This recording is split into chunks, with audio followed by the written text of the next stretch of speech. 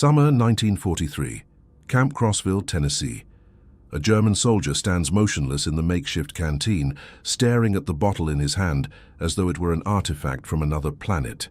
The liquid inside is brown, fizzing, cold against his palm. He's never seen anything like it. For more than 2 years, he fought in the blistering deserts of North Africa under Rommel's command, subsisting on rock-hard biscuits, ersatz coffee made from roasted acorns, and whatever meager rations the supply lines could deliver across the Mediterranean. Now, in the heartland of America, thousands of miles from any battlefield, he holds a bottle of Coca-Cola. It cost him 5 cents, the same price, a guard casually mentioned, that American children pay with their weekly allowances. This is a story about war, but not the kind fought with tanks and rifles. It's a story about abundance and deprivation, about the quiet demolition of an ideology not through violence but through ice cream, candy bars and soft drinks. It's a story that reveals how the United States won a psychological victory over Nazi Germany using the most unexpected weapon imaginable: generosity.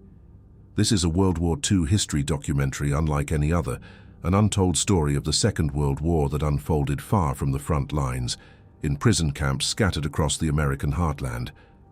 If you're passionate about military history and the hidden chapters of WWII stories, take a moment to like this video and subscribe to the channel. And I'd love to know, drop a comment below and tell me what city you're watching from. Now, let's step back to understand how we arrived at this extraordinary moment. To grasp the full significance of what happened in American POW camps during World War II, we must first understand the world these German soldiers came from. By 1943, Nazi Germany had been at war for nearly 4 years.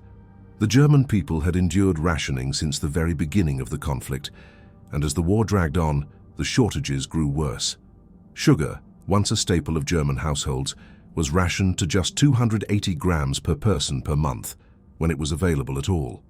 Meat became a luxury. Fresh milk disappeared from most tables.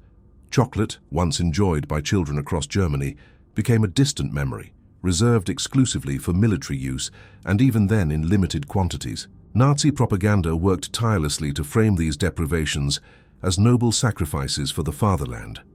Joseph Goebbels' Ministry of Public Enlightenment and Propaganda crafted a narrative that portrayed Germans as a hardy, disciplined people, capable of withstanding any hardship in pursuit of ultimate victory. Meanwhile, propaganda portrayed the United States as a weak, decadent nation, divided by racial tensions and internal strife, incapable of mounting a serious military challenge. American soldiers, the propaganda claimed, were soft, spoiled by luxury, and would crumble when faced with the hardened warriors of the Reich. German soldiers believed these narratives, at least to some degree. Why wouldn't they?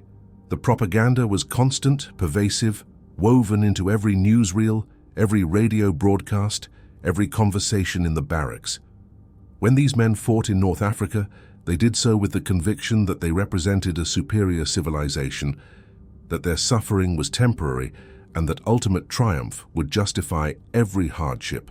The Afrika Korps, commanded by the legendary Erwin Rommel, had pushed British forces back to the very gates of Egypt.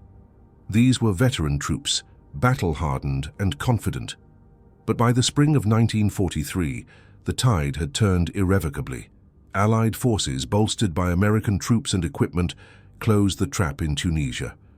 Between May 10th and May 13th, 1943, approximately 250,000 German and Italian soldiers surrendered, the largest Axis capitulation of the war to that point. This was not a small skirmish.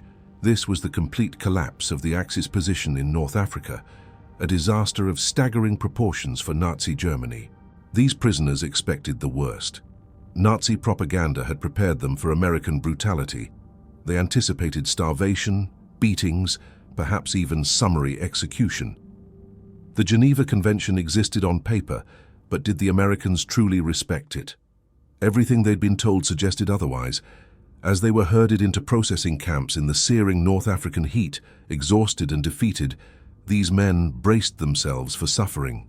Instead, within hours of their surrender, they encountered something that shattered their first assumptions about America: K rations. These were standard American field rations, the same packages that every US soldier carried into combat. American GIs routinely complained about K-rations, griping that the food was bland and monotonous. But to German soldiers who had been surviving on minimal supplies for months, these rations were nothing short of miraculous. Each K-ration contained items that seemed like luxuries: crackers that weren't moldy or weevil-infested, processed cheese, candy bars, fruit bars, packets of instant coffee, sugar tablets, chewing gum, and cigarettes. The sheer variety was astounding. German soldiers treated these emergency meals as feasts, savoring every component, unable to believe that this was what American soldiers considered inadequate food. According to military records preserved in the US National Archives, the processing camps in North Africa went even further. Within days of capture, German POWs were served pancakes with syrup, fresh eggs, bacon, and fresh milk. These were foods that had vanished from German military rations years earlier, even for frontline troops. One captured officer, whose testimony was recorded by the International Red Cross, later stated, "We expected to be starved as prisoners. We thought the Americans would take revenge, that they would treat us as we had treated others. Instead, the Americans fed us better than our own army had fed us in the field. This was our first confusion, our first education about what America truly was." The feeding of enemy prisoners with superior food began immediately and systematically. This wasn't an accident or an act of isolated kindness. It was policy, rooted in American adherence to the Geneva Convention, and in a deeper belief that even enemies deserved humane treatment. But the psychological impact of this generosity would only become clear as these men were transported across the Atlantic to the United States itself. The Liberty ships that carried prisoners of war across the Atlantic Ocean in the summer and fall of 1943 provided an intensive, inescapable education in American industrial might and abundance. These vessels themselves were marvels of mass production, symbols of American manufacturing capacity that Nazi Germany simply could not match. At the peak of production, American shipyards completed one Liberty ship every 42 hours. Think about that for a moment.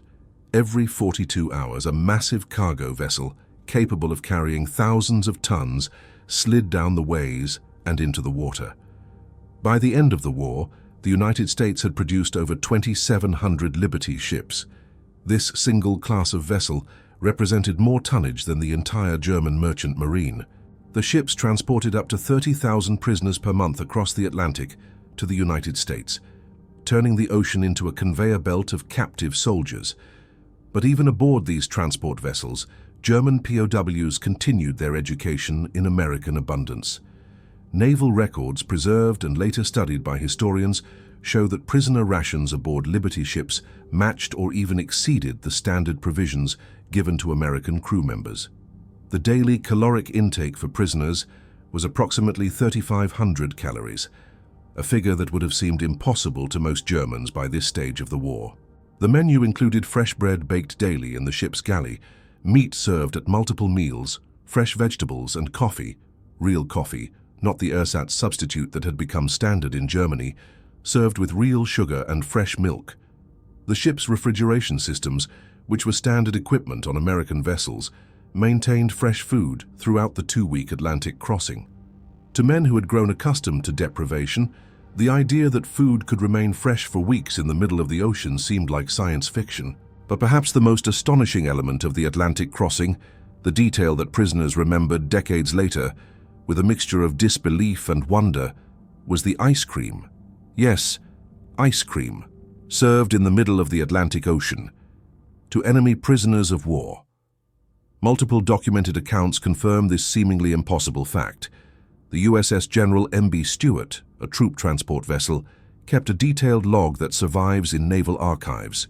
The entry for July 4, 1943, records that the ship's crew served ice cream to German prisoners as part of Independence Day celebrations. The ship's ice cream maker, a standard piece of equipment, could produce 10 gallons per batch. For men who hadn't seen ice cream since before the war, this frozen dessert served in the middle of the ocean defied all understanding. Ice cream required refrigeration, fresh cream, sugar, and the casual willingness to use these resources for something as frivolous as a frozen treat. In Germany, such ingredients were treasured, hoarded, rationed down to the gram. Here, on an American ship, they were being served to prisoners, to enemies, as though it were the most natural thing in the world. Some prisoners assumed it was propaganda, a trick, something meant to deceive them before conditions worsened. Others wondered if this was special treatment reserved only for the crossing, a temporary abundance that would vanish once they reached land. They were wrong on both counts. The abundance was real and it was only beginning. When the Liberty ships docked at American ports, Norfolk, Newport News, Baltimore, Boston, German POWs encountered a vision of America that contradicted every element of Nazi propaganda. The ports themselves were overwhelming. Norfolk Naval Base, for instance, covered 4,300 acres of developed waterfront with extensive piers, warehouses, rail connections, and repair facilities. German prisoners watched as cargo moved through these ports with mechanical efficiency. Cranes lifted containers, trains arrived and departed on precise schedules, trucks carried goods into the American interior. The volume of material flowing through a single American port in a single day exceeded what major German ports handled in a week. But it wasn't just the scale of infrastructure that shocked the prisoners. It was what they glimpsed in the port exchanges, the shops where American dock workers bought cigarettes, snacks, and newspapers during their breaks. The shelves in these small shops, visible through open doors as prisoners marched past, were stocked with candy bars. Not a few candy bars carefully rationed and precious, but rows upon rows of them, dozens of varieties, produced by major manufacturers like Hershey, Mars, and Nestle. These weren't luxuries reserved for the elite. They were everyday items, sold at standard prices, 5 cents for most candy bars, the same price charged anywhere in America. The military procurement records from 1943, painstakingly preserved and later analyzed by economic historians, show that these exchanges stocked dozens of candy varieties at any given time. Hershey bars, Milky Way, Snickers, Baby Ruth, Butterfinger, Tootsie Rolls, Lifesavers, and countless others. The concept of choice, of being able to select from multiple competing brands, was itself foreign to Germans who had grown accustomed to receiving whatever scarce items the state distribution system provided, if it provided anything at all. The journey inland by train provided yet another layer of education in American normality. German prisoners expected cattle cars, the kind used throughout Europe for transporting prisoners, livestock, and deportees. Instead, they traveled in standard passenger coaches, not luxurious by American standards, but fitted with seats, windows, and ventilation. Some trains even included dining cars, where full meals were served to prisoners under guard. Documented menus from prisoner transport trains in July 1943 have been preserved in military archives. One such menu lists fried chicken, mashed potatoes, green beans, dinner rolls with butter, apple pie, and coffee. This wasn't a special occasion meal. This was standard rail service, the kind of food that ordinary Americans expected when traveling by train. The prisoners, many of whom came from rural German towns where such abundance had never existed even in peacetime, could hardly process what they were experiencing. As the trains carried them deeper into America, the prisoners stared out the windows at a landscape that seemed impossibly prosperous. Farms with painted barns and modern equipment, towns with paved streets and electric lights, factories with smokestacks, gas stations with colorful signs advertising Coca-Cola and other brands.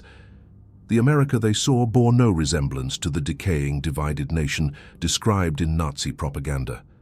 This was a functioning, thriving society operating at what appeared to be peak capacity, while simultaneously fighting a global war on multiple fronts. The trains eventually delivered the prisoners to camps scattered across the American interior, from Texas to Michigan, from California to New York. By the end of 1943, the United States operated hundreds of POW camps, housing over 371,000 German prisoners. By the war's end, that number would swell to more than 425,000. This vast network of camps represented a logistical achievement in itself, requiring coordination between military authorities, civilian contractors, and local communities. The camps varied in size and configuration, but they generally exceeded the requirements set by the Geneva Convention. Camp Crossville in Tennessee, one of the larger facilities, can serve as a representative example. The camp included barracks with electric lighting, a luxury that many rural Germans had never experienced in their own homes. Hot water was available for showers and washing. Flush toilets replaced the latrines common in military facilities. Heating systems kept barracks warm through the winter. Medical facilities staffed by American doctors and German medical officers ensured health care that exceeded what many prisoners had received in the Wehrmacht. But the most profound impact came from an unlikely source: the camp exchanges, the PX stores where prisoners could spend the wages they earned from their labor. According to Army quartermaster records, meticulously maintained throughout the war, these camp exchanges stocked an array of items that seemed impossible to men from rationed Germany. The inventory included multiple brands of soft drinks: Coca-Cola, Pepsi-Cola, Dr. Pepper, RC Cola, all available for 5 cents per bottle. The exchanges also carried a bewildering variety of candy bars and confections, ice cream where refrigeration equipment permitted, cigarettes and tobacco products from multiple manufacturers, fresh fruit brought in from local farms, snacks like potato chips and pretzels, and even beer, though limited to 3.2% alcohol content to comply with military regulations. This abundance wasn't reserved for American soldiers. It was available to German prisoners of war, men who had recently been shooting at American troops. Prisoners earned wages for their labor, initially 80 cents per day, later raised to $1. These wages were paid in scrip, special camp currency that could only be spent in the exchanges, preventing prisoners from accumulating US dollars. But the purchasing power of that scrip was remarkable. With candy bars priced at 5 cents and Coca-Cola at the same price, a single day's wage could purchase 16 items. 16 candy bars, 16 bottles of Coca-Cola. The mathematics of abundance began to penetrate the consciousness of men who had grown up in a society where such products, if available at all, required special connections, black market dealings, or extraordinary luck. Let's pause for a moment to consider what Coca-Cola represented in this context. To truly understand the psychological impact, we need to understand the Coca-Cola Company's role in World War II, a chapter of corporate and military history that reveals much about American industrial capacity and cultural priorities. When the United States entered the war in December 1941, Coca-Cola's president, Robert Woodruff, made a remarkable commitment. He declared that every American serviceman would be able to buy a bottle of Coca-Cola for 5 cents, regardless of where in the world he was stationed, regardless of what it cost the company to deliver it. This wasn't mere patriotic rhetoric. The company meant it. With the full support of the US military, which recognized the morale value of familiar comforts, Coca-Cola established bottling plants on every continent where American forces operated. Company records, preserved in the Coca-Cola archives in Atlanta and later studied by business historians, show truly staggering production figures. In 1943 alone, the company produced 5 billion bottles of Coca-Cola. 5 billion. During the entire war, Coca-Cola shipped equipment and personnel to establish 64 bottling plants overseas, many of them in active war zones. The military contract guaranteed that American servicemen could purchase Coca-Cola at the pre-war price of 5 cents, no matter how much it actually cost to produce and deliver. The government subsidized the difference, recognizing that maintaining morale was worth the expense. This commitment to delivering a 5-cent soft drink to American soldiers fighting in the Pacific Islands, in the mountains of Italy, in the deserts of North Africa, demonstrated a logistical sophistication that exceeded many nations' abilities to supply their troops with basic ammunition and food. German prisoners discovered that this soft drink, unknown to most of them before their capture, was utterly ubiquitous in America. Every camp received regular deliveries, often multiple times per week. Prisoners on work details observed vending machines and ice-filled coolers everywhere they went. Gas stations, factories, schools, offices, even churches. Americans of every age and social class drank Coca-Cola casually, thoughtlessly, sometimes discarding half-empty bottles without a second thought. This casual wastefulness was almost as shocking as the abundance itself. The standardization also astounded prisoners, with technical backgrounds and engineering training.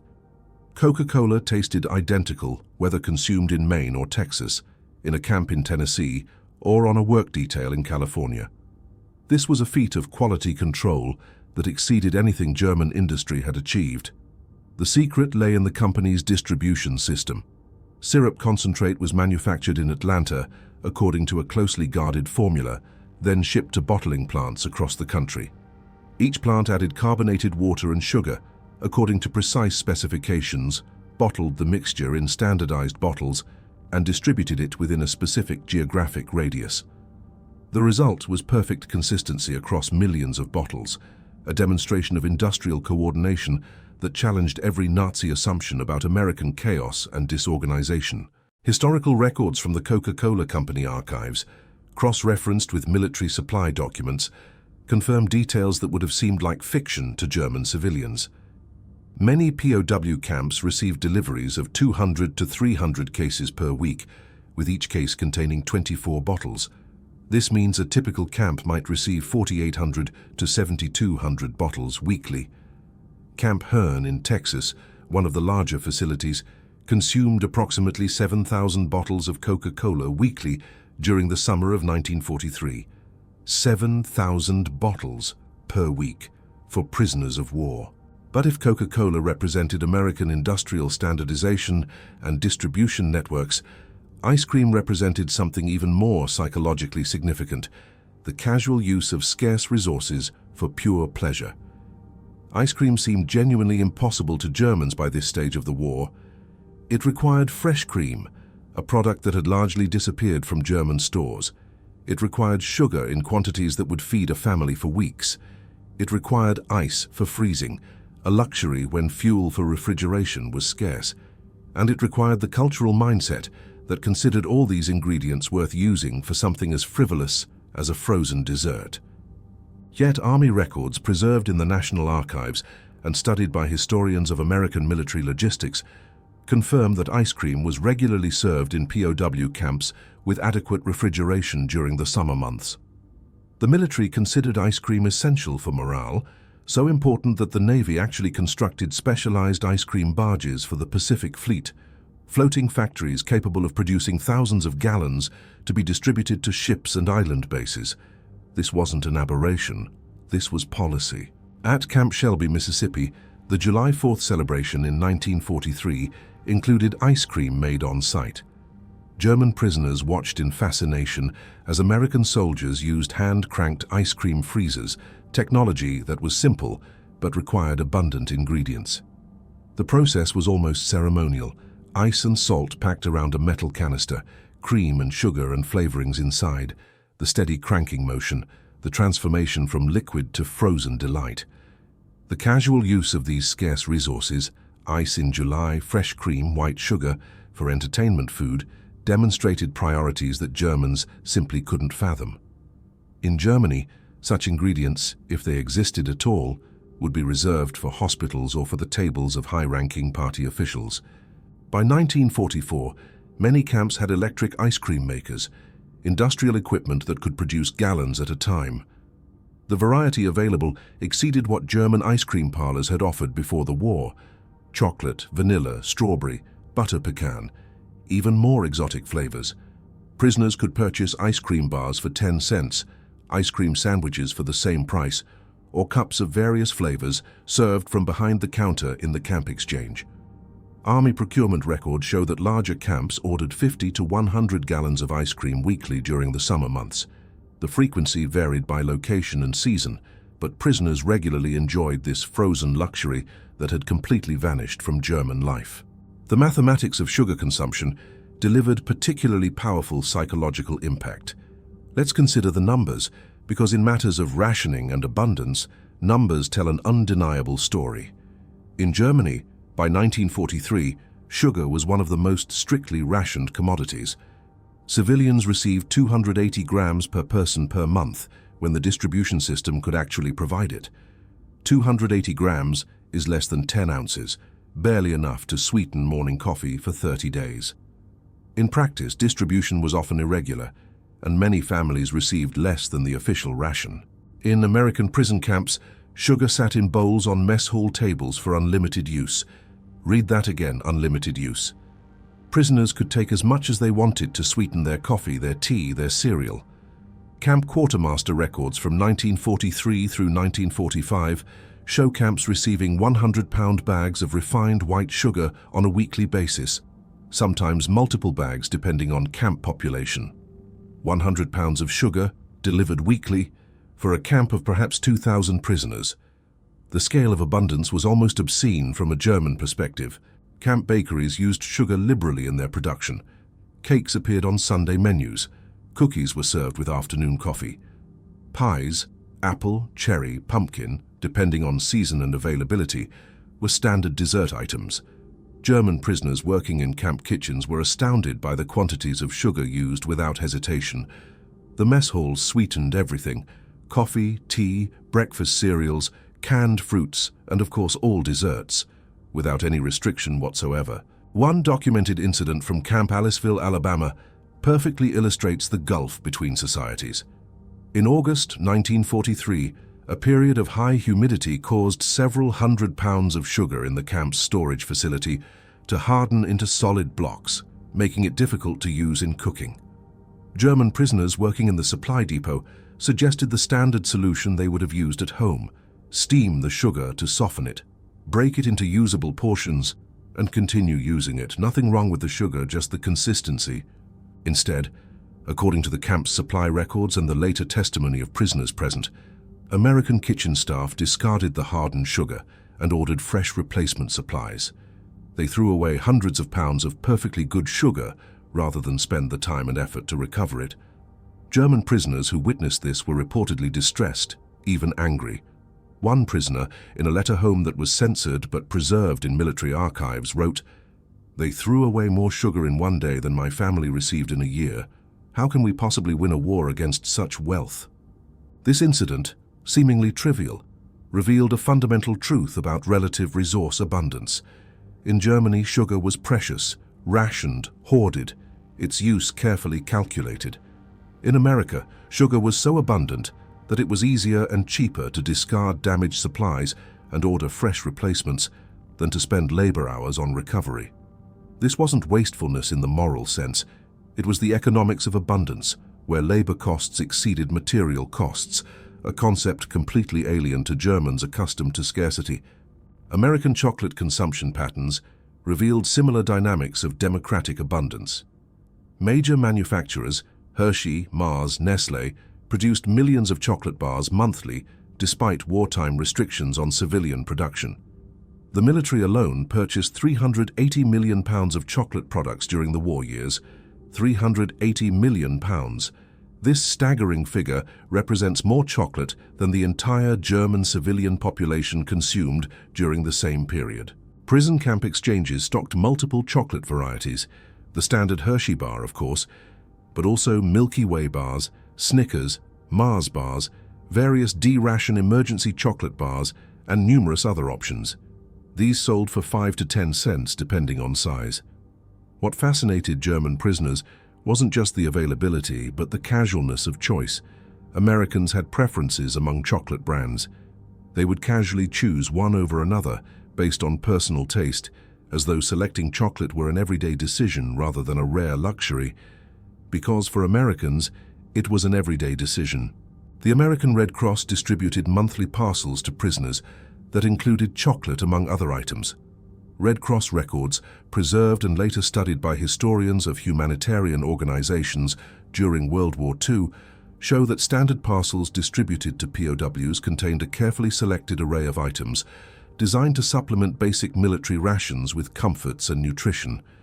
Each package included chocolate or candy bars, instant coffee, processed cheese, crackers, canned meat, canned milk, cigarettes, soap, and sometimes supplementary items like chewing gum or playing cards.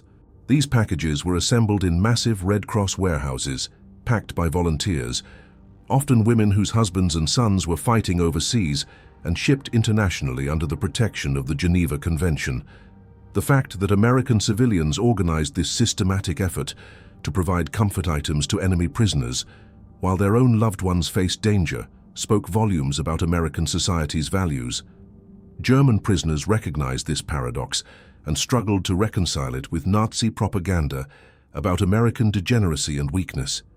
The packages supplemented regular camp rations, which already exceeded German military provisions. The effect was cumulative. Base camp meals provided sufficient calories and nutrition. The camp exchange offered additional purchases. Red Cross packages added another layer of abundance.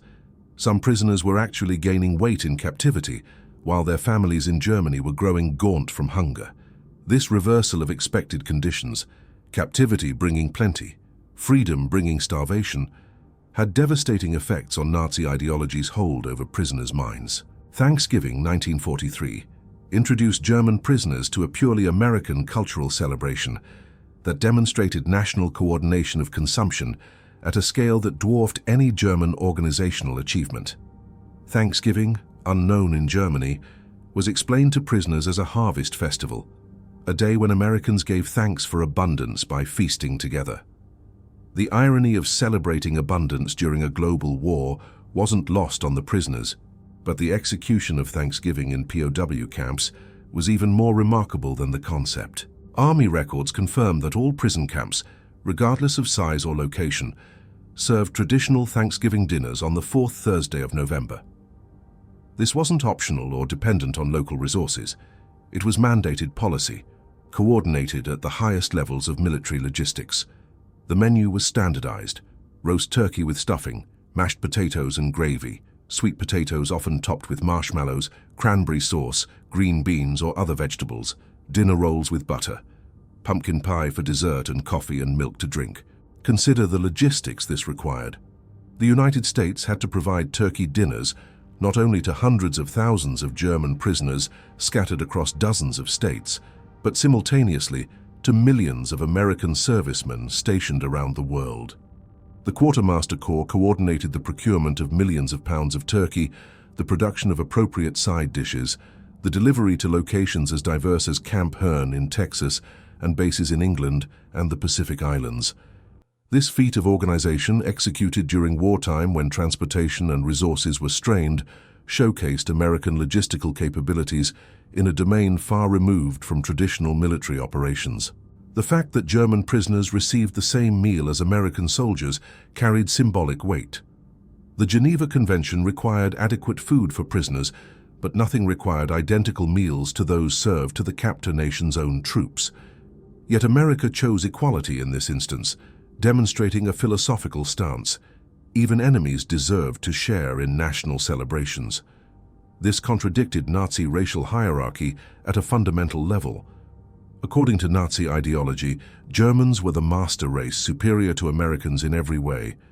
Yet here they sat, defeated and imprisoned, eating the same feast as their captors, unable to deny the evidence before them that American abundance extended even to enemies. Christmas 1943 brought even more unexpected demonstrations of American civilian generosity. Church groups, civic organizations, and individual families throughout America organized campaigns to send Christmas packages to POW camps. These weren't official military supplies or Red Cross packages. These were personal gifts from American civilians to German prisoners. The motivation varied: Christian charity, humanitarian impulses, perhaps guilt about celebrating while others suffered. But the effect was profound. The American Friends Service Committee, a Quaker organization dedicated to humanitarian relief, led one of the largest efforts. Committee records show they distributed 50,000 Christmas packages to enemy prisoners in American camps during the December 1943 holiday season. Each package typically contained homemade cookies, candy, toiletries, games and books, cigarettes, and writing materials. Other organizations and individuals contributed additional thousands of packages through less formal channels. Local communities near camps often provided direct support. In Tonkawa, Oklahoma, townspeople delivered homemade treats to German prisoners at Camp Tonkawa, approaching the gates with baskets of cookies and cakes. In Hearn, Texas, church groups brought Christmas cookies and candy to Camp Hearn, singing carols outside the camp chapel where prisoners gathered for holiday services. These interactions between American civilians and German POWs, these acts of kindness toward enemies, challenged Nazi ideology at its core. German prisoners struggled to understand this phenomenon. Nazi propaganda had taught them that Americans were weak, selfish, and materialistic, concerned only with their own comfort and profit. Yet here were Americans who had family members fighting against Germany, sons and husbands overseas facing German bullets, nevertheless showing charity to German prisoners. This wasn't weakness. This was strength of a different kind, strength through mercy rather than vengeance, confidence rooted in abundance rather than insecurity born of scarcity. As 1944 arrived and labor shortages intensified across the American economy, German POWs increasingly worked outside camps, witnessing American food production and distribution systems firsthand. The Geneva Convention permitted prisoner labor, provided it wasn't directly related to military operations. The United States utilized this provision extensively, deploying prisoners to agriculture, food processing, manufacturing, and construction. By the summer of 1944, approximately 100,000 prisoners worked in various civilian industries under military guard. This work provided intimate knowledge of the sources of American abundance. German prisoners picked crops in fields, stretching to the horizon, processed food in factories operating at capacities that exceeded entire German industrial sectors, and observed distribution networks that moved products from farms to stores with efficiency that seemed almost miraculous. Every day of labor became an education in why America had so much while Germany had so little. In Michigan orchards, prisoners picked cherries destined for maraschino production, those bright red garnishes that topped ice cream sundaes. The volume staggered them. Single orchards produced tons of fruit, much of it destined for what Germans considered frivolous decorative purposes. The idea of growing and processing fruit solely to make colorful garnishes for frozen desserts revealed priorities shaped by abundance rather than necessity. In Germany, any edible fruit would have been consumed immediately or preserved for winter. Here, fruit was grown specifically to be turned into decorations. At canneries operated by major companies like Del Monte, prisoners observed quality control standards that rejected perfectly edible food for minor imperfections. Company records from 1944 show that approximately 15% of fruit was rejected for canning due to size irregularities or minor blemishes. This rejected fruit, still perfectly nutritious and safe to eat, was typically diverted to animal feed rather than human consumption. German prisoners who had watched German civilians scrambling for scraps found this incomprehensible. Food that would be treasured in Germany was being fed to livestock in America. Sugar beet processing in Colorado and Nebraska revealed agricultural mechanization beyond anything German prisoners had witnessed at home. Single American farms, worked by individual families with mechanical equipment, produced more sugar beets than entire German agricultural regions. The tractors, combines, and specialized harvesting equipment represented capital investment that few German farmers could match. But more than the machinery, prisoners observed the scale. Fields measured in square miles rather than acres, production calculated in thousands of tons rather than hundreds. Prisoners learned through conversation with agricultural workers that American sugar production came from two sources: sugarcane grown in southern states and Hawaii, and sugar beets grown in northern and western states. Combined, these sources produced approximately 7 million tons of sugar annually during the war years. 7 million tons. This figure, when prisoners managed to calculate it, explained the casual abundance they witnessed daily. With production at this scale, sugar could be cheap and plentiful, available for unlimited consumption, even wastable when damaged. German prisoners working near schools witnessed early versions of organized school lunch programs that would later become permanent fixtures of American education. Children received hot lunches provided by the school, including milk, protein sources, vegetables, and bread. The National School Lunch Act would formalize these programs in 1946, but precedent programs operated during the war, often funded by a combination of federal subsidies and local resources. The milk program particularly impressed German prisoner observers. Many schools provided fresh milk to children daily, delivered in refrigerated trucks each morning. distributed in glass bottles or small cartons during lunch periods. The logistics of daily delivery to thousands of schools across the country demonstrated organizational capacity that Germany couldn't achieve for military supplies, let alone for school children's beverages. In Germany, milk had become a rare luxury, reserved for young children and nursing mothers under strict rationing. Here, American school children drank milk casually, daily, as part of normal routine. Some school cafeterias even offered ice cream for additional purchase. Students could buy ice cream cups or bars for 5 or 10 cents, the same prices charged in stores and camp exchanges.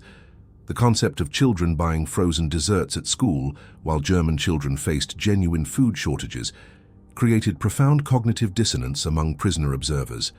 They were witnessing a society wealthy enough to provide luxuries to children as routine parts of education, when minimum security prisoners, those deemed unlikely to attempt escape or cause trouble, were permitted to eat at American diners under guard supervision. They encountered democratic abundance in its most distilled form. These small restaurants, ubiquitous in American towns and cities, offered menus that would have graced elite German establishments before the war, yet they were available to anyone with modest funds and open to anyone regardless of social class. Documented prices from 1944 show typical diner menus: hamburger with fries, 25 cents, Coca-Cola or other soft drinks, 5 cents, slice of pie, apple, cherry or other flavors, 15 cents, ice cream sundae with multiple toppings, 25 cents. Full dinner special including meat, vegetables, bread and dessert, 65 to 75 cents. These prices represented perhaps 2 to 3 hours of wages for typical American workers, making restaurant dining accessible to working-class families, not just the wealthy. But more than prices, the equality of service astounded German prisoners who came from a society rigidly stratified by class and party membership. In American diners, a factory worker and a bank president could sit at adjacent counter stools, order identical meals, be served by the same waitress with the same efficiency and courtesy, and pay the same prices. No reserved tables for party officials, no separate entrances for workers, no special rations for the privileged, just democratic access to abundance. This principle extended beyond diners to every realm of American consumer society that prisoners observed. Grocery stores didn't maintain separate sections for party members. Gas stations served everyone equally. Movie theaters sold tickets at the same price regardless of social status. This was democratic abundance in its purest expression, wealth created in such quantities that it could be distributed broadly, access determined by modest amounts of money rather than political connections or social position. As prisoners gained access to American publications, newspapers and magazines available in camp libraries or glimpsed during work details, they discovered production statistics that transformed their understanding of the war's outcome. American media published economic data openly, without the secrecy that characterized Nazi information control. Trade publications, business magazines, and even general newspapers carried articles about industrial output, agricultural production, and manufacturing capacity. The statistics for 1944 painted an undeniable picture. American sugar production reached approximately 7 million tons annually from combined cane and beet sources. Chocolate and cocoa products for military use alone totaled 380 million pounds, not counting civilian consumption. Coca-Cola production for 1943 had reached 5 billion bottles, a figure that would increase in subsequent years. Ice cream production exceeded 500 million gallons annually. Milk production reached 119 billion pounds yearly. These weren't propaganda figures inflated for morale purposes. These were actual production statistics, verifiable through multiple sources, representing genuine output from American farms and factories. German production during the same period told a starkly different story. Sugar was heavily rationed, produced primarily from beets in quantities insufficient for civilian needs. Chocolate production was reserved almost entirely for military use, and even then in limited quantities that couldn't meet demand. Soft drinks existed only in minimal production, unavailable to most civilians. Ice cream had become virtually non-existent, a pre-war memory. Milk was severely rationed, available only in restricted quantities for priority recipients. These numbers, published openly in American media, demonstrated that America's wartime production exceeded Germany's peacetime peaks in most consumer categories. The implications were devastating for Nazi ideology. Germany had mobilized its entire society for total war, extracted resources from occupied territories, subordinated everything to military production. America, fighting on two fronts against Germany and Japan simultaneously, still maintained consumer abundance that exceeded German peacetime levels. This wasn't merely winning, this was operating on a different scale entirely. By late 1944, a remarkable reversal occurred that symbolized everything about relative abundance and deprivation. German POWs began sending food packages to Germany rather than receiving them from home. Using wages earned from camp labor, prisoners purchased American products at camp exchanges and packed them for mailing to family members in Germany. Chocolate bars, instant coffee, canned goods, cigarettes, and other items flowed from American prison camps to German homes. International Red Cross records confirm this extraordinary phenomenon. German prisoners in America sent approximately 1 million parcels to Germany during their captivity, with the volume increasing dramatically in 1944 and early 1945 as conditions in Germany deteriorated. Most of these parcels contained food items, provisions that were commonplace in American prison camps, but desperately scarce in supposedly free Germany. The psychological impact on German families receiving American abundance from imprisoned relatives, while they themselves faced starvation in freedom, cannot be overstated. Letters from Germany to prisoners, censored but preserved in military archives, reveal the shock and gratitude of family members. "Your package arrived and we cried with joy," wrote one prisoner's wife. "The children had forgotten what chocolate tasted like. Your mother asked how you could send such things from prison. I didn't know how to explain it to her." These letters reveal the collapse of Nazi propaganda's effectiveness. The regime had promised victory and abundance through conquest. Instead, German civilians faced starvation, while their imprisoned soldiers in enemy captivity sent food home. The contradiction was too stark to ignore or explain away. If Germany was winning, why were prisoners in America eating better than free Germans at home? If Americans were weak and decadent, how could they afford to feed enemies generously while Germany couldn't feed its own people? American rationing, implemented during the war to ensure adequate supplies for military operations and essential industries, revealed the vast gulf between societies more clearly than any propaganda could. Americans complained about their rationing system, and newspapers published letters criticizing restrictions. But from a German perspective, American rationing would have seemed like abundance beyond imagination. Americans were limited to 2 pounds of sugar per person monthly. German civilians received 280 grams when available, less than 10 ounces, barely 1/4 of the American ration. Americans complained about this restriction. They wrote letters to newspapers. They grumbled at grocery stores, yet they were receiving more than triple the German allowance, and receiving it reliably without the interruptions that plagued German distribution systems.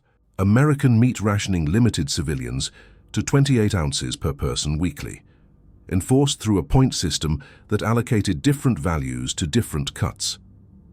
28 ounces per week equals approximately 112 ounces per month, well over 7 pounds. German civilians by 1944 received approximately 10.5 ounces of meat weekly when distribution functioned properly, which it increasingly didn't. The American ration exceeded the German ration by nearly 3 to 1. Yet Americans considered themselves deprived. Even rationed, Americans maintained consumption levels that Germans considered impossible luxury.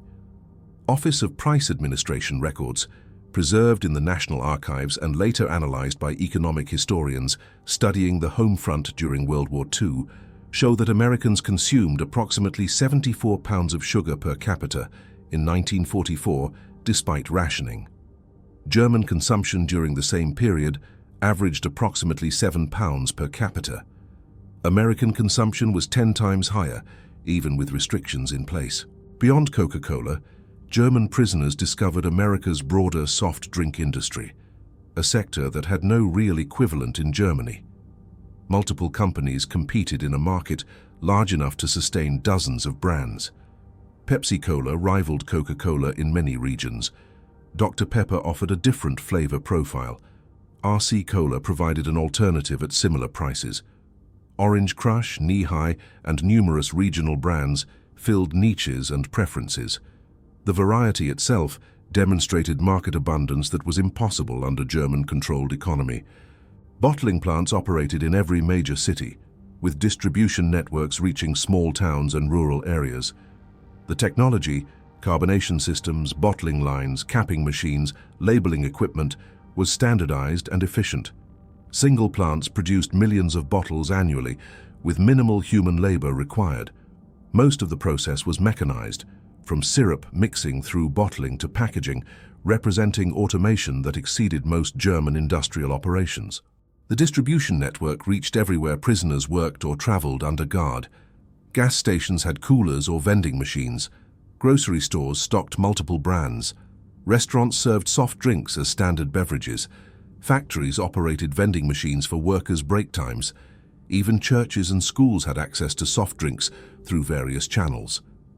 This ubiquity, the sense that carbonated beverages were simply part of American life's background, demonstrated consumer saturation that required massive production and distribution capacity.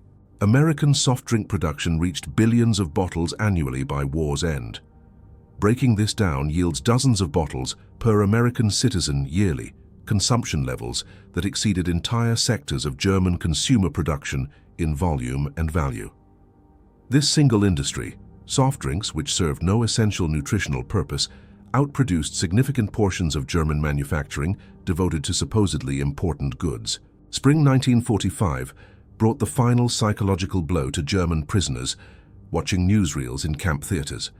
As American forces advanced through Germany in the war's closing months, combat photographers captured scenes of GIs distributing chocolate bars and chewing gum to German children. These films, shown in POW camps as part of news updates, revealed German children's joy at receiving American candy that their own government couldn't provide. The contrast was devastating in its clarity. American soldiers advancing through enemy territory carried enough candy to give away freely. The German state that had promised triumph and prosperity delivered starvation and defeat. Soldiers who had fought believing in German superiority watched films of German children begging American troops for chocolate, tangible proof of who had truly won this war and why. Films of concentration camp liberations, shown to POW audiences as part of the denazification process, demonstrated American humanity toward victims of the regime these prisoners had served. American troops shared their rations with skeletal survivors, provided medical care, worked to restore health to those who had suffered under Nazi cruelty. The generosity shown to concentration camp victims, contrasted with the generosity shown to POWs themselves, revealed American values that undermined Nazi ideology at every level. America possessed strength enough to defeat Germany militarily, wealth enough to feed enemies generously, and moral conviction enough to help Germany's victims. Between 1945 and 1946, as the war ended and repatriation began, German POWs returned to a homeland transformed by defeat and destruction. Cities lay in ruins, infrastructure was shattered, food distribution systems barely functioned. Hunger was universal, starvation common. The Germany these men returned to bore no resemblance to the nation they had left years earlier, confident in ultimate victory. Many prisoners had gained significant weight during American captivity. Medical examinations upon repatriation showed that German POWs generally returned healthier than when captured, with better nutrition, dental care, and treatment of chronic conditions than they had received in the Wehrmacht. They returned to families who had lost weight, grown gaunt from years of deprivation, suffered malnutrition's effects. This physical evidence of American plenty versus German deprivation was visible and undeniable. The returning prisoners brought more than their improved health. They carried knowledge of abundance to a land of absolute scarcity, testimony about a society that had defeated Germany not through superior martial virtue, but through productive capacity, so vast it could afford generosity even toward enemies. They brought stories that seemed fantastic to listeners who had endured years of Nazi propaganda. Ice cream served regularly in prison camps, Coca-Cola available for 5 cents, sugar in unlimited quantities, chocolate bars casually purchased, turkey dinners for Thanksgiving. Many prisoners brought physical evidence: final Red Cross packages distributed before repatriation, chocolate bars and instant coffee, and canned goods that became family treasures in the devastated landscape of post-war Germany.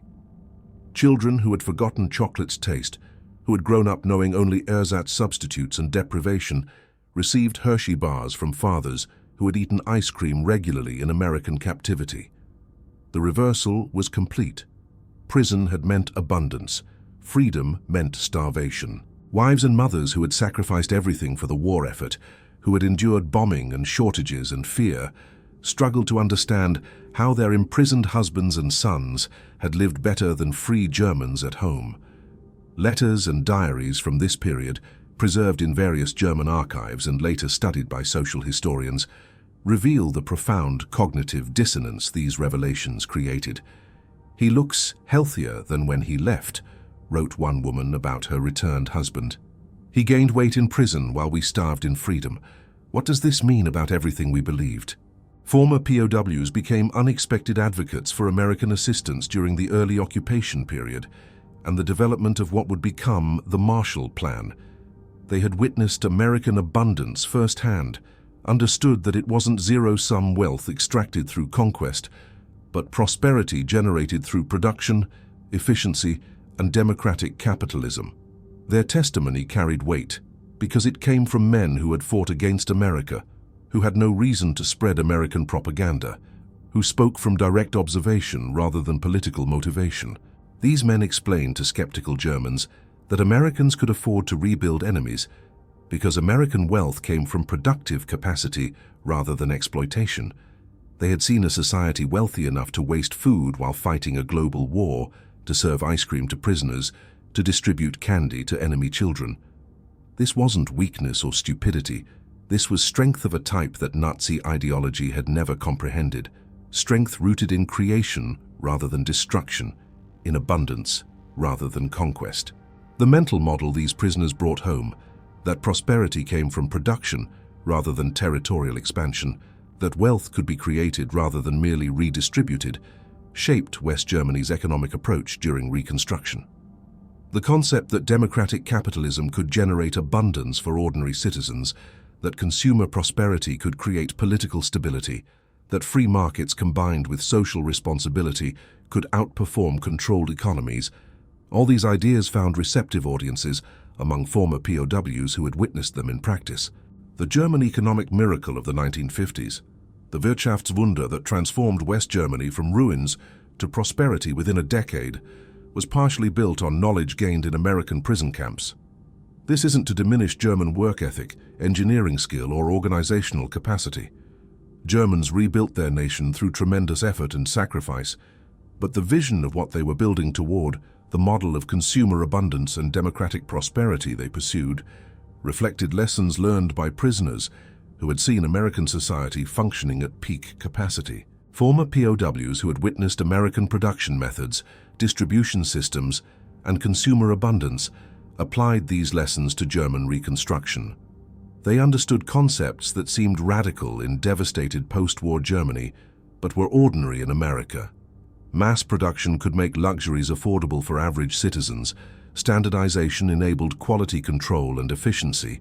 Consumer abundance created the economic foundation for political stability. Industrial democracy could outproduce authoritarian control, and prosperity broadly distributed generated social cohesion. Business leaders in the emerging Federal Republic of Germany included significant numbers of former POWs who had spent time in American camps. They brought practical knowledge about American business practices, manufacturing techniques, quality control standards, and marketing approaches. They had observed American factories operating at high efficiency with relatively less manual labor, achieved through mechanization and standardization. They had seen distribution networks that moved products swiftly, from production to consumption. They had witnessed advertising and brand competition in functioning markets. Political leaders in West Germany, also included former POWs, who translated their American experiences into policy approaches. The social market economy that became West Germany's model combined free market capitalism with social welfare provisions, competition with regulation, private ownership with public responsibility. This balanced approach reflected both European traditions and American influences, shaped by men who had observed American prosperity and sought to adapt its successful elements while maintaining German cultural values. The transformation documented in these prisoners' experiences extended beyond individual psychology to shape an entire society's trajectory. West Germany's embrace of American alliance, acceptance of Marshall Plan assistance, commitment to democratic institutions, and pursuit of consumer abundance all reflected, in part, the testimony of men who had witnessed American society during the war. Their stories undermined Soviet propaganda about American imperialism and capitalist exploitation, because these witnesses had seen American abundance extend even to enemies. The statistical documentation of the POW experience comes from multiple sources, each providing pieces of the overall picture. Military quartermaster records, maintained by the U.S. Army throughout the war and preserved in the National Archives, detail food procurement, distribution and consumption in prison camps. These dry bureaucratic documents record weekly deliveries of sugar by the hundredweight, orders for thousands of bottles of Coca-Cola, requisitions for ice cream makers and ingredients, purchases of candy bars and cigarettes for camp exchanges. International Red Cross reports, compiled by neutral observers with access to both Allied and Axis prison camps, provide comparative data and independent verification. Red Cross inspectors visited camps regularly, interviewed prisoners, examined facilities, and documented conditions. Their reports confirm that American camps exceeded Geneva Convention requirements, that food was abundant and varied, that prisoners gained weight and improved health during captivity. These reports also document the reversal, whereby prisoners sent packages home, an unprecedented situation in modern warfare. Corporate production records, particularly from the Coca-Cola Company archives in Atlanta, reveal the scale of soft drink production and military distribution during the war. Company historians have documented the establishment of overseas bottling plants, the commitment to 5-cent Coca-Cola for servicemen worldwide, and the extension of this availability to prison camps. These records provide hard numbers: billions of bottles produced annually, hundreds of bottling facilities established, millions of dollars invested in wartime production and distribution. POW correspondence, though censored during the war, was preserved in military archives and provides personal testimony about camp conditions and prisoner reactions. Historians who have studied these letters find consistent themes: amazement at food abundance, descriptions of meals and canteen purchases, requests for families at home to confirm whether stories of American plenty were believed, and later expressions of cognitive dissonance as prisoners reconciled their treatment with Nazi propaganda. Post-war interviews and memoirs collected by historians and documentary filmmakers over subsequent decades offer retrospective analysis from prisoners who had time to process their experiences. These sources reveal the long-term psychological impact of American captivity, the role POW experiences played in shaping post-war attitudes, and the ways individual prisoners integrated their wartime observations into their understanding of politics, economics, and international relations. Academic studies, particularly the extensive research conducted by Arnold Kramer and other historians of the POW experience in America, synthesize these various sources into coherent historical analysis. Kramer's work, considered definitive in this field, confirms that food abundance was central to the ideological transformation of German prisoners. His research demonstrates that casual American plenty accomplished what formal re-education programs struggled to achieve: complete demolition of Nazi superiority myths through undeniable evidence rather than argumentation. The statistical summary presents an irrefutable picture when comparing average POW consumption during 1943 through 1946 with German civilian rations during the same period. Prisoners consumed 3,300 to 3,600 calories daily, while German civilians received 1,200 to 1,500 calories daily when rations could be distributed at all. Prisoners had access to 4 pounds of sugar monthly or more, while German civilians received 280 grams monthly when available. Prisoners received 32 ounces of meat weekly, while German civilians got 10.5 ounces weekly when distribution functioned. Prisoners had 1 quart of milk daily available, while German civilians faced severe milk rationing. Prisoners enjoyed ice cream regularly during summer months, while German civilians hadn't seen ice cream in years. Prisoners could purchase unlimited soft drinks at 5 cents each, while German civilians had no access to carbonated beverages. These disparities weren't propaganda or exaggeration, but documented reality verified through multiple independent sources. Enemy prisoners ate better than German civilians, proving that American abundance extended even to defeated foes, that the wealth supporting this generosity was genuine rather than fabricated for propaganda purposes, that American industrial capacity operated at levels Germany couldn't match, even with resources extracted from occupied territories. The POW experience with American food culture influenced post-war Germany profoundly, in visible, measurable ways. Coca-Cola returned to West Germany in 1949, one of the first American consumer brands to re-establish German operations after the war. The distinctive bottle, the familiar taste, the 5-cent price point all resonated with Germans who remembered stories told by returning prisoners. Coca-Cola became a symbol of American alliance, of the prosperity and abundance associated with Western alignment, rather than Soviet influence. Ice cream parlors modeling American soda fountains appeared in German cities during the early 1950s, introducing European-style gelato alongside American-style sundaes and sodas. These establishments became popular gathering places, symbols of returning normalcy and increasing prosperity.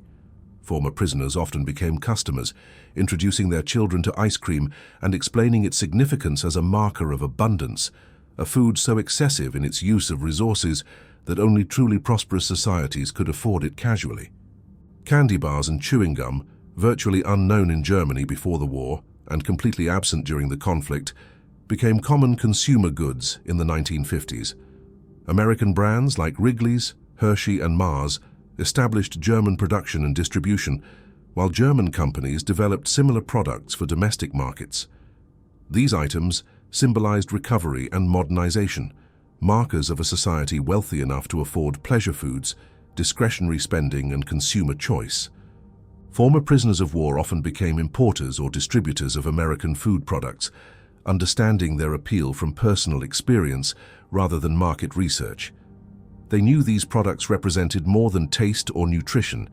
They symbolized abundance, democracy, modernity, and the American way of life that had defeated Nazi Germany, not through superior brutality, but through superior productivity.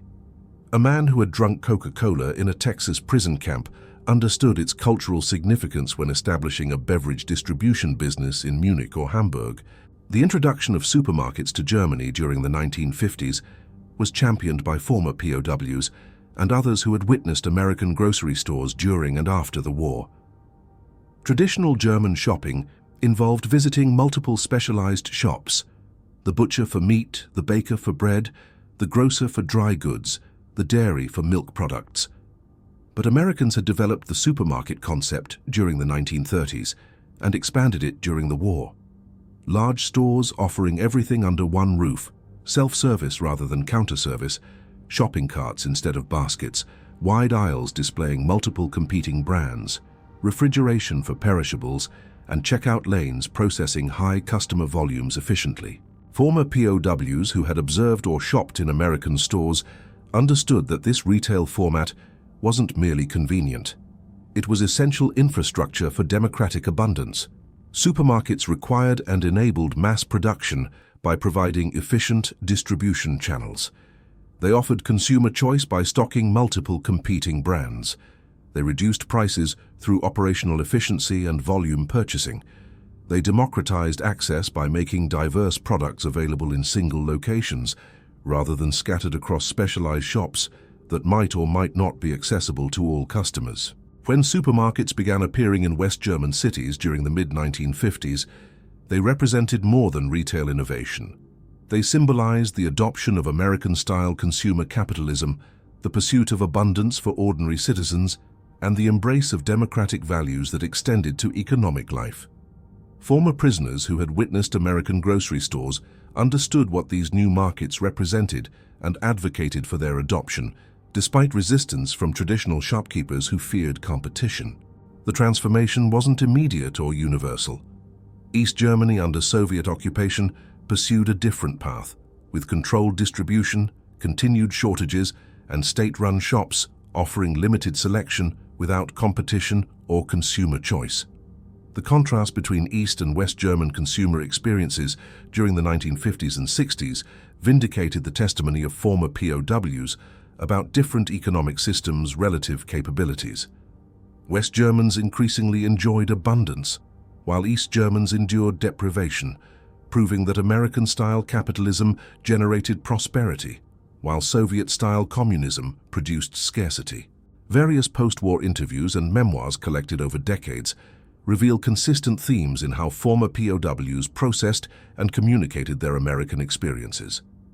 A former Africa Corps officer, interviewed in 1975 for a historical research project, stated, "We expected to defeat a weak, divided America. Our propaganda told us they were soft, spoiled, incapable of real sacrifice. Instead, we found a nation that could give ice cream to enemies. That's when we knew we had lost more than a war. We had lost our entire worldview, our understanding of how societies function and what makes nations strong." Another veteran, interviewed for a documentary film in 1985, recalled his first encounter with Coca-Cola in vivid detail. "My first Coca-Cola was like drinking the future. It was sweet, fizzing, completely unnecessary for survival, and available to anyone for a nickel. That drink contained everything Nazi Germany wasn't: abundant, democratic, joyful. We had been taught that strength came from discipline and sacrifice, that we were superior because we could endure hardship. But America showed us that true strength comes from creating abundance, not enduring scarcity." These testimonies, collected across decades from men in their later years reflecting on experiences from their youth, confirm that American food abundance achieved what military defeat alone couldn't accomplish: complete ideological transformation. The men who arrived as committed Nazi warriors left as witnesses to democratic prosperity, carrying testimony that would influence German society for generations. Historians who study the German POW experience in America recognize it as history's most successful example of re-education through demonstration rather than indoctrination. Traditional approaches to prisoner re-education involved lectures about democracy, films depicting Allied virtues and Axis crimes, discussion groups led by American educators, and written materials explaining democratic values. These formal programs existed in American camps and undoubtedly influenced some prisoners. But the food aspect was far more powerful because it operated at a more fundamental level than intellectual argument. The program succeeded because it relied on observation rather than instruction, on undeniable physical reality rather than ideological debate. POWs didn't have to accept anyone's word about American prosperity. They saw American society functioning at peak productivity while simultaneously fighting a global war on multiple fronts. They experienced treatment that combined security with dignity, control with generosity. They witnessed abundance that couldn't be faked or staged, that revealed itself in countless daily details, impossible to fabricate systematically. The food aspect was crucial for several reasons that made it uniquely effective as a tool of psychological transformation. First, it was universal. Regardless of education, class background, political beliefs, or military rank, everyone understands hunger and satisfaction. Food transcends language barriers and cultural differences. A full stomach and the availability of seconds speaks more clearly than any lecture about political philosophy. Second, it was undeniable. Unlike ideological arguments that could be debated or dismissed, weight gain and health improvement were visible and measurable. Medical examinations documented improved nutrition. Prisoners could see their own bodies changing, feel their strength returning, observe their health improving. This physical evidence couldn't be argued away or attributed to propaganda. Third, it was continuous. Unlike special events staged for propaganda purposes, 3 meals daily plus canteen purchases provided constant reinforcement. Every breakfast, lunch, and dinner became a lesson in American productive capacity. Every candy bar purchased at the exchange demonstrated American abundance. Every bottle of Coca-Cola proved American industrial standardization and distribution capabilities. The cumulative effect of thousands of meals over months or years of captivity was far more powerful than any single dramatic demonstration could have been. Fourth, it was comparative. Prisoners knew German deprivation intimately from personal experience and from letters received from home. They didn't need American guards to tell them about shortages in Germany. They lived with that knowledge, worried about their families, understood what conditions their loved ones faced. Every abundant meal in an American camp stood in stark contrast to the scarcity they knew existed at home. The comparison required no propaganda, no persuasion. It was simply factual reality. Fifth, it revealed values and priorities. The casual use of scarce resources for pleasure foods, the willingness to feed enemies generously, the extension of abundance even to those who had recently been trying to kill Americans, all of this revealed something profound about American society's values, confidence, and character. Nazi propaganda had portrayed Americans as weak and selfish. The reality prisoners experienced demonstrated strength through generosity and confidence rooted in genuine abundance rather than manufactured scarcity. The children of former prisoners of war grew up hearing stories about American abundance in prison camps that must have initially seemed fantastic, almost unbelievable. "Your father gained weight in prison," mothers told their children. "The Americans fed him turkey for Thanksgiving and ice cream in the summer. He could buy Coca-Cola for 5 cents and chocolate bars whenever he wanted." These stories would have sounded like fairy tales to German children growing up in the ruins of the early post-war years, surrounded by scarcity and deprivation.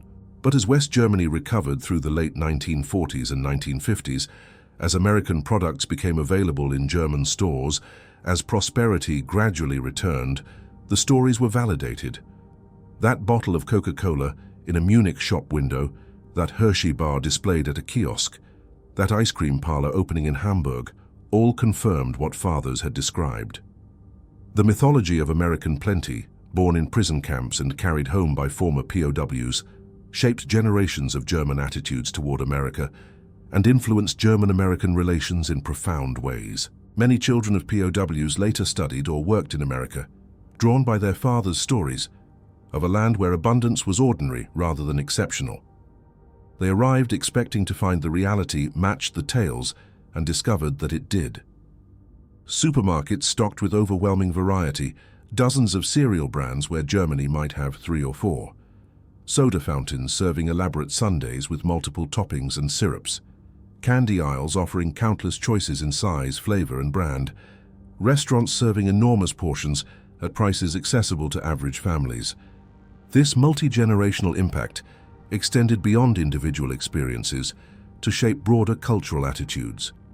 West German business culture absorbed lessons about consumer abundance, quality standardization, and democratic markets.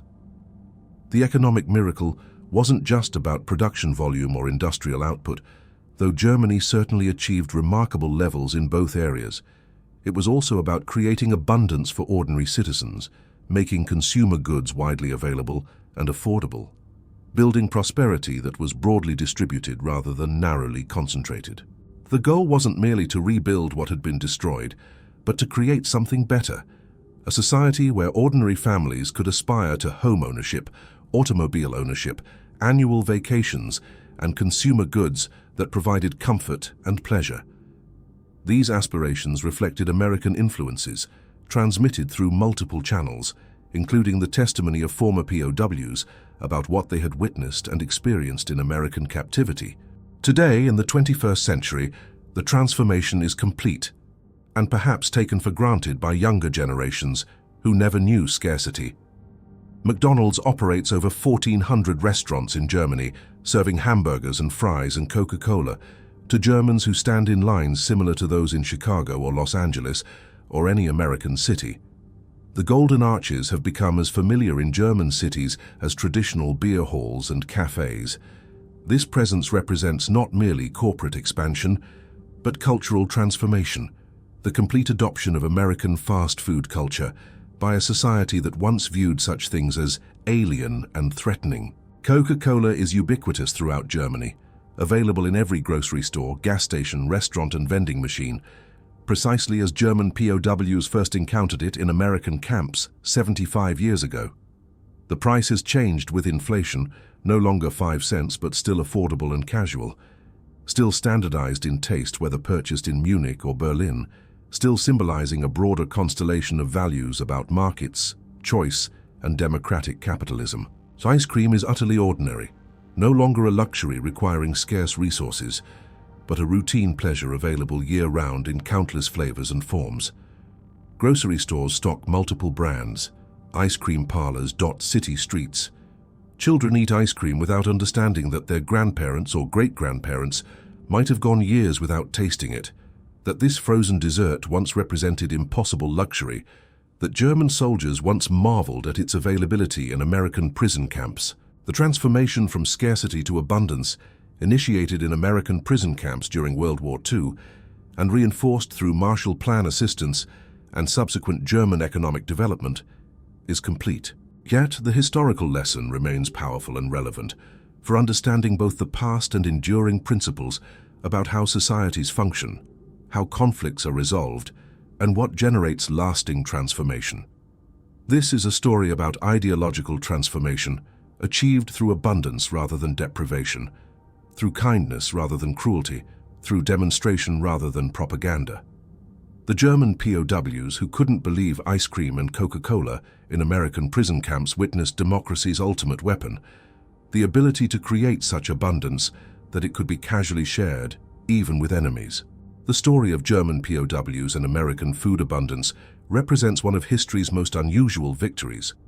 A war won not merely through military force, but through generosity that revealed the true sources of national power. An ideology was defeated not by counter-propaganda, but by ice cream, sundaes, and candy bars that proved Nazi assumptions about American weakness were catastrophically wrong. A worldview was shattered not by argument, but by soft drinks that demonstrated productive capacity beyond anything Nazi Germany achieved or even imagined possible. These men experienced transformation not through punishment, but through plenty, not through humiliation, but through dignity, not through indoctrination, but through observation. They arrived in American captivity believing in German superiority and American weakness, convinced that Nazi ideology represented humanity's future, certain that Germany's temporary military setbacks would ultimately be reversed through superior will and discipline. They left understanding that American strength came from productive capacity so vast it could waste resources without concern, from democratic values that extended even to enemies, from a society wealthy enough to give Coca-Cola to prisoners for 5 cents and serve them turkey dinners on Thanksgiving. The ice cream sundae, with its layers of excess, ice cream itself already a luxury, topped with syrup and whipped cream and nuts and a cherry, became a metaphor for American abundance that prisoners carried with them forever. Each component alone exceeded German dreams during the war years. Fresh cream, available for making ice cream rather than rationed for essential uses. Sugar, abundant enough to make sweet syrups for flavoring. Chocolate sauce, using cocoa that Germany couldn't obtain. Whipped cream, requiring still more dairy and sugar. Nuts, whether peanuts or almonds or pecans, agricultural products that implied vast productive capacity. The cherry, often maraschino, brightly colored and preserved, representing industrial food processing. That enemies could order seconds, could choose from multiple flavors, could purchase these elaborate desserts for 25 cents, while German children faced genuine hunger. This revealed the totality of Nazi failure more effectively than any battlefield defeat.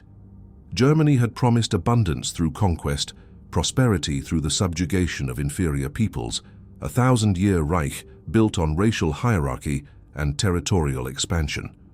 Instead, Germany delivered starvation to its own people, while America delivered abundance to German prisoners. Former POWs often recalled decades later specific moments of revelation that crystallized their ideological transformation, The first Coca-Cola's fizz in their mouths, unexpected and delightful, carbonation and sweetness in combination they had never experienced. The first spoonful of ice cream, cold and smooth and rich, melting on the tongue, bringing back childhood memories of better times or introducing a sensation entirely new. The first bite of a Hershey bar, chocolate that was soft rather than waxy, sweet rather than bitter, available casually rather than as a rare treasure. These sensory memories carried more power than any intellectual argument possibly could. Years after the war, when these men were grandfathers telling stories to children born in prosperity, the taste memories remained vivid. They had tasted democracy, literally tasted it, and it was sweet and fizzy and cold and satisfying. That sensory experience, repeated daily across months or years of captivity, accomplished what no amount of lecturing about democratic values could achieve. The transformation was complete and irrevocable. Men who had marched for the Third Reich, who had believed in Hitler's promises, who had fought in Africa and accepted Nazi propaganda about American weakness, these men returned to Germany as apostles of abundance, carrying a revolutionary message that prosperity came from freedom rather than conquest, that wealth could be created rather than merely seized, that democratic capitalism outproduced authoritarian control, that generosity revealed strength while cruelty revealed insecurity. They had learned the most important lesson of the 20th century, one that would shape the post-war world. America's secret weapon wasn't merely military might, though American armed forces were formidable. It wasn't just industrial capacity, though American factories outproduced all other nations combined. The secret weapon was the ability to create abundance so vast that it could be shared generously, even with enemies. The ability to give ice cream to prisoners, to feed captured soldiers better than they had been fed by their own army.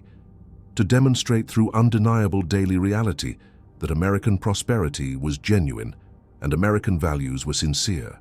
In the end, the bottles of Coca-Cola and dishes of ice cream served in American prison camps achieved what armies could only attempt: the complete transformation of enemy hearts and minds. Military force could compel surrender. Occupation could enforce compliance. But only abundance, generously shared, could transform understanding at such a fundamental level that former enemies became allies, that a society built on Nazi ideology could become a democratic partner, that men who had fought against America could return home as advocates for American assistance and American values. The German POWs who couldn't believe such abundance existed became its greatest witnesses, carrying home truths that would shape their nation's trajectory for generations.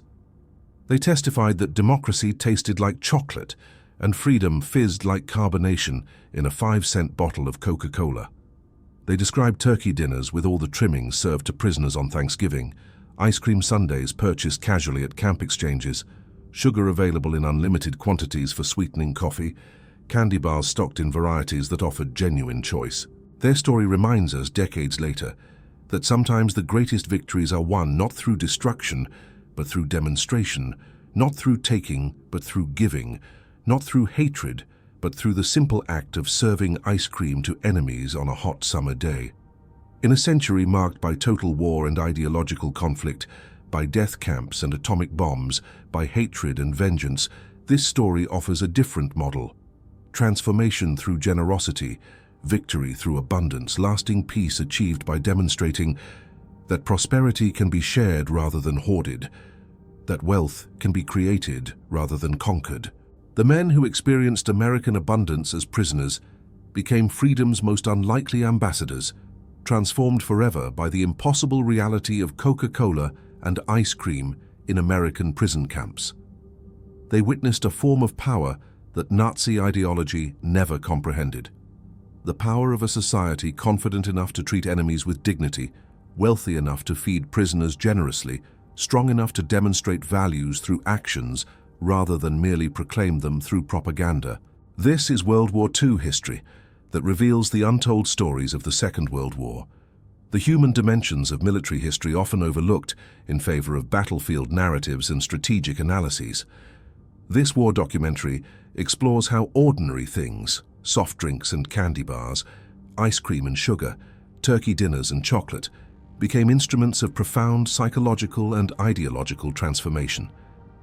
This historical documentary demonstrates that understanding WWII stories requires examining not just combat and strategy, but also the daily experiences of ordinary soldiers, the systems that fed and housed them, the values that guided their treatment. The legacy of this experience extends far beyond the individuals directly involved. It shaped German-American relations for generations, influenced West Germany's embrace of democratic capitalism and American alliance, contributed to the success of Marshall Plan reconstruction, and demonstrated principles about how former enemies can become partners when victory is tempered with generosity and occupation is guided by values rather than vengeance. In our own time, when conflicts continue and ideologies clash, when nations compete and societies struggle to understand each other across cultural divides, this story offers enduring lessons. It reminds us that the most powerful weapon against hostile ideology isn't counter-propaganda, but demonstrated reality. That generosity can be strategic as well as moral. That abundance shared creates more lasting peace than scarcity imposed. That small acts repeated consistently, a 5-cent Coca-Cola, a dish of ice cream, a candy bar purchased at the camp exchange, can accumulate into transformative experiences that reshape understanding at the deepest levels. A German soldier standing in Camp Crossville in the summer of 1943, holding that first bottle of Coca-Cola and marveling at its impossibility, represents a moment of transformation that would ripple through generations. He was witnessing the future, though he couldn't have known it then. Not just his personal future or Germany's future, but a vision of what prosperity could mean, how societies could function, what abundance could accomplish. That fizzing brown liquid in the bottle wasn't just a soft drink, it was a message in a bottle about democratic values, productive capacity, and the ultimate futility of ideologies built on conquest and deprivation. This is the untold story of how World War II was won, not just on battlefields but in prison camps, not just through violence but through generosity, not just by destroying an enemy but by demonstrating an alternative. It's a World War II history documentary about the power of ice cream and Coca-Cola to change minds and shape the post-war world. It's a war documentary that reveals how the simple decision to treat prisoners humanely and feed them abundantly contributed to winning the peace as decisively as military operations won the war. And it's a reminder, still relevant today, that the greatest victories sometimes come not from crushing enemies, but from showing them a better way, one spoonful of ice cream and one bottle of Coca-Cola at a time.